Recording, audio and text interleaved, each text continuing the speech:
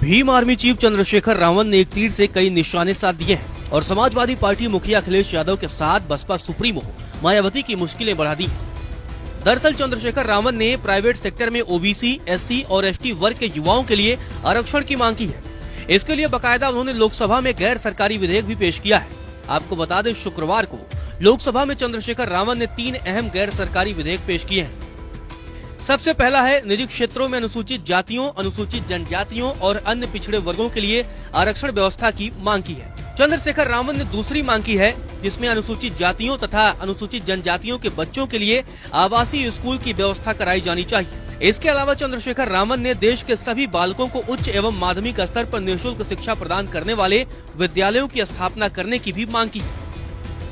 महोदय, मैं प्रस्ताव करता हूं कि अनुसूचित जाति तथा अनुसूचित जनजातियों के बालकों के लिए रियायती स्कूलों की स्थापना करने तथा तत्संबंधित या उसके अनुसांगिक विषयों का उपबंध करने वाले विधेयक को पूर्व स्थापित करने की अनुमति दी जाए।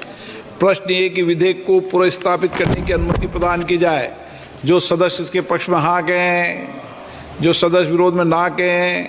मेरे विचार में निर्णय हाँ वालों के पक्ष में हाँ वालों के अनुमति प्रदान की जाती है। अब माननीय सदस्य विधेयक को पूर्व स्थापित करें। महोदय, मैं विधेयक पूर्व स्थापित करता हूँ। चंद्रशेखर जी, आप तो जवान हो, आपको तो उठने बैठने में दिक्कत नहीं है ना, तो अपने एक बार उठने के बाद बैठ जाया करो। शशि थरूर जी की तो प्रॉब्लम है, कोई दिक्कत नहीं है। आप जवान मान रहे, अच्छी बात है सर, आपकी नजर हम पे बहुत है sir. Advocate number 30, item number 32, advocate Chandrashekhar Azad. Sir महोदय, मैं प्रस्ताव करता कि निजी क्षेत्रों में अनुसूचित जातियों, अनुसूचित जनजातियों व अन्य पिछड़े वर्गों के लिए आरक्षण तथा उसके संबंधित विषयों का उपबंध करने वाले विधेयक को पूर्व स्थापित करने की अनुमति दी जाए।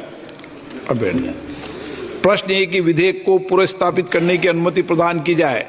जो सदस्य इसके पक्ष में हाँ कहें, जो सदस्य विरोध में ना कहें। मेरे विचार में निर्णय हाँ वालों के पक्ष में हाँ वालों के पक्ष में अनुमति प्रदान की जाती है।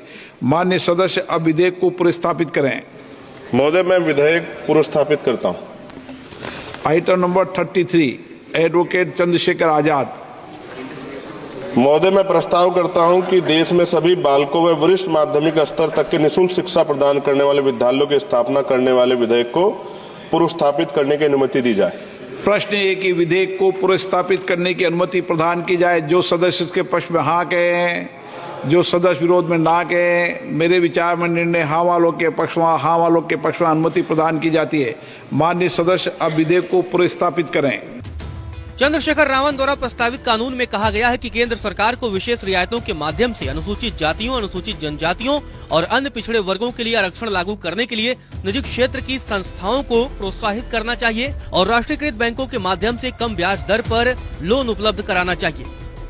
पहली बार लोकसभा पहुंचे चंद्रशेखर रावत ने अपने विरोधी दलों की टेंशन भी बढ़ा दी है। सियासी पंडितों के माने तो चंद्रशेखर रावत के इस कदम से यूपी की राजनीति में बड़ा असर पड़ सकता है। यही वजह है कि इस कदम ने अखिलेश यादव और मायावती की भी टेंशन बढ़ा दी होगी। चंद्रशेखर ने लोकसभा चुनाव में जिस तरह भारतीय जनता पार्टी के उम्मीदवार को हराकर निर्दलीय जीत हासिल की है, उसे साबित हुआ है कि यूपी में दलित वोट बैंक पर अब चंद्रशेखर की भी पकड़ बनती जा रही है। इस तरह यूपी में 2027 में होने वाले विधानसभा चुनाव में चंद्रशेखर कई सीटों पर भी खेल बिगाड़ सकते हैं।